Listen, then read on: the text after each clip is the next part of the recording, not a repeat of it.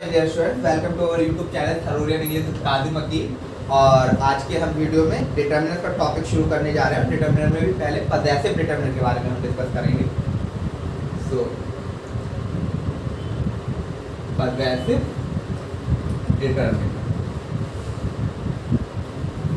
Possessive determiner हमने determiner का जो बेसिक है वो एडजेक्टिव वाले पार्ट में डिस्कस कर लिया, तो उसकी सेपरेट प्लेलिस्ट है, आप उसमें जाकर चेक कर सकते हैं। जो बेसिक्स ऑफ अ डिटर्मिनर है, डिटर्मिनर्स क्या होते हैं, कितने टाइप के होते हैं, आप कैसे यूज़ करते हो, ठीक है। बेसिक्स ऑफ डिटर्मिनर उसमें डिस्कस कर लिया है। तो आज पॉसेसिव डिटर्मिनर का कंपटीशन वाला पार्ट शुरू करते हैं। देखिए, माई ये है पॉसेसिव डिटर्मिनर, ये है पॉसेसिव डिटर्मिनर। आप सब लोगों को पता है कि डिटर्मिनर जो है वो कभी भी सेंटेंस में अकेले यूज नहीं होता। It is always followed by a noun. तो कभी भी जब आप डिटर्मिनर लिखते हो तो उसके बाद हमेशा ही एक नाउन आता है, ठीक है। माई है पॉसेसिव डिटर्मिनर। फिर एक वर्ड होता है माइन। माइन क्या है? ये है possessive pronoun. It is possessive pronoun. Pronouns का काम क्या होता है? किसी नाउन की जगह यूज होना। तो जब आप पॉसेसिव प्रोनाउन का यूज करोगे तो उसके बाद नाउन का यूज कभी नहीं करोगे। और जब आप पॉसेसिव डिटर्मिनर का यूज करोगे तो उसके बाद हमेशा एक नाउन आएगा, ठीक है। अच्छा, अब इन दोनों में फर्क क्या है? माइंड जो है वो पोजेशन को दिखाता है, ये दिखाता है पोजेशन, और माई भी पोजेशन को दिखाता है, लेकिन ये किसी नाउन के साथ लिख के पोजेशन दिखाता है। एक मैं आपको एग्जांपल देता हूँ। अच्छा, पहले कुछ पॉसेसिव डिटर्मिनर और पॉसेसिव प्रोनाउन से वो मैं लिख देता हूँ आपको, ठीक है। तो मैं यहाँ डिटर्मिनर्स लिखता हूँ, पॉसेसिव डिटर्मिनर, और यहाँ पॉसेसिव प्रोनाउन। देखिए, माई है पॉसेसिव डिटर्मिनर, इसका पॉसेसिव प्रोनाउन माइन है। आवर है पॉसेसिव डिटर्मिनर, इसका पॉसेसिव प्रोनाउन आवर्स है। हिज है पॉसेसिव डिटर्मिनर। टच करो, टच करो, हिज है पॉसेसिव डिटर्मिनर और इसका पॉसेसिव प्रोनाउन भी हिज है। This is very important. His का पॉसेसिव डिटर्मिनर और पॉसेसिव प्रोनाउन दोनों सेम रहता है। All right. हर है पॉसेसिव डिटर्मिनर, हर से है पॉसेसिव प्रोनाउन। फिर इसी तरीके से इट्स है पॉसेसिव डिटर्मिनर और इसका पॉसेसिव प्रोनाउन कुछ नहीं होता, ठीक है। देयर है पॉसेसिव डिटर्मिनर और देयर्स है पॉसेसिव प्रोनाउन। ये चीज आपके समझ में आ गई? अब आप एक चीज देखिए, आप इनका यूज करोगे तो इनके बाद हमेशा कोई नाउन आएगा, इनके बाद हमेशा नाउन आएगा, और आप इनका यूज करोगे तो इनके बाद कोई नाउन नहीं आएगा। और ये क्या काम करेंगे? ये पोजेशन को दिखाएंगे। किसको? पोजेशन को दिखाएंगे। इतनी चीज समझ में आएगी? ये तो बेसिक्स था, पहले भी हमने वीडियो में डिस्कस कर लिया था और एक बार आपको फिर बता दिया। चलिए अब एक क्वेश्चन देखते हैं। देखिए, our is a great country. Our is a great country. अब आपने लिखा our is a great country. अब आप देखिए, यहाँ पर आपने इज अ ग्रेट कंट्री लिखा, ये प्रेडिकेट हो गया, ये हो गया प्रेडिकेट। अब आप प्रेडिकेट हो गया, अब आपको सब्जेक्ट की जरूरत है। यहाँ पर आपने अवर लिखा। अवर क्या है? ये है पॉसेसिव डिटर्मिनर, ये है पॉसेसिव डिटर्मिनर।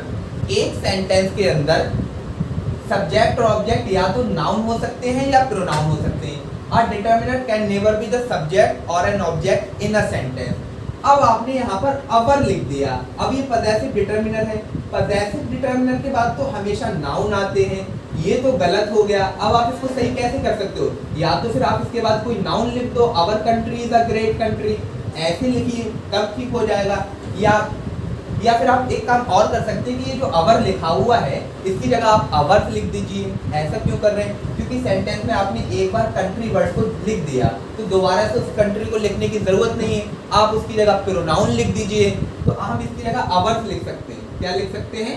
अवर्स। अवर्स यहाँ पे क्या दिखा रहा है? Our country. मैंने आपको बताया ये अवर्स है, पॉसेसिव। अवर्स तो पूरी कंट्री हो जाएगा ना। हाँ, अवर्स यहाँ पर दिखा रहा है अवर कंट्री। पॉसेसिव माइंड जो है वो पॉसेसिव प्रोनाउन है, ये पोजेशन को दिखाता है। तो दिस इज वेरी इंपॉर्टेंट, मैं आपको बताने जा रहा हूँ। जब आप माइंड लिखते हो तो माइन का मतलब होता है माई प्लस नाउन। माइन का मतलब माई प्लस नाउन। जब आप आवर्स लिखते हो तो आवर्स का मतलब होता है आवर प्लस नाउन। इसी तरीके से जब आप हिज लिखते हो तो हिज का मतलब होता है his plus noun. His plus noun. जब आप हर्ष लिखते हो तो इसका मतलब होता है हर प्लस नाउन। हर प्लस नाउन। जब आप इट्स लिखते हो तो इसका मतलब होता है इट प्लस नाउन। सर लेकिन इसका तो नहीं होता, इट का इट्स ही रहता है, ठीक है, इट का इट्स ही रहता है। जब आप देयर लिखते हो देयर्स, तो देयर्स का मतलब होता है देयर प्लस नाउन। अब आप यहाँ देखिए, यहाँ पर आपने अवर्स लिखा, अवर्स पजेसिव प्रोनाउन है। पजेसिव प्रोनाउन का मतलब क्या हो गया कि पजेसिव डिटरमिनर प्लस नाउन। अब हम इसका मतलब क्या हो गया, देखिए अवर्स का मतलब हो जाएगा अवर प्लस नाउन। अब इस नाउन की जगह हम क्या लिखेंगे, ये ऑलरेडी आपने जो कंट्री वर्ड नाउन लिखा है ये नाउन है यहाँ पर, तो our country is a great country. Did you get it? All right. तो ये एक क्वेश्चन था कि आप सेंटेंस में अगर सब्जेक्ट ऑब्जेक्ट बना सकते हैं तो किसी प्रोनाउन को बना सकते हैं, डिटरमिनर को नहीं बना सकते। वहां पर आपने आवर लिख दिया, वो था पजेसिव डिटरमिनर। पजेसिव डिटरमिनर तो कभी सब्जेक्ट ऑब्जेक्ट नहीं बन सकते, पजेसिव प्रोनाउन बन सकते हैं, तो वहां हमने आवर लिख दिया। इतनी चीज आपके समझ में आ गई? All right. होप आपने उतार लिया होगा। अब हम आगे बढ़ते हैं इसी को थोड़ा सा।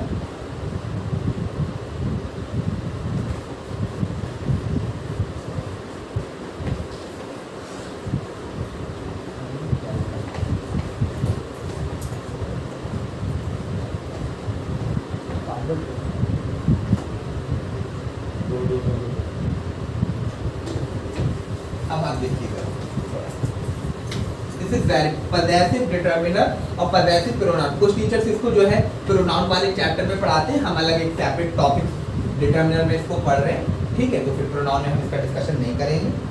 और देखिए अब हम कुछ क्वेश्चन आगे बढ़ाते हैं। अच्छा, मैंने आपको वो लिख दिया, अब कुछ चीज और देखना। देखिए आई, वी, ही, शी, इट, दे, ये है सब्जेक्ट। और मी, अस, हिम, हर, इट, देम। अच्छा, एक यू है क्या सेकंड पर्सन वाला यू, ये है ऑब्जेक्ट। जब आपको सब्जेक्ट की जरूरत होगी तो आप इनका यूज करोगे, इन प्रोनाउंस का यूज करोगे। जब आपको ऑब्जेक्ट की जरूरत होगी सेंटेंस में तो इनका यूज करोगे। मतलब एक ट्रांजिटिव वर्ब के बाद और एक प्रीपोजिशन के बाद आप इनका यूज करोगे एज ए ऑब्जेक्ट, क्योंकि ऑब्जेक्ट या तो वर्ब के होते हैं या प्रीपोजिशन के होते हैं। तो जब अगर कभी सेंटेंस में आपको सब्जेक्ट की जरूरत है तो आप इनका यूज करिए, ऑब्जेक्ट की जरूरत है तो इनका यूज करिए। पजेसिव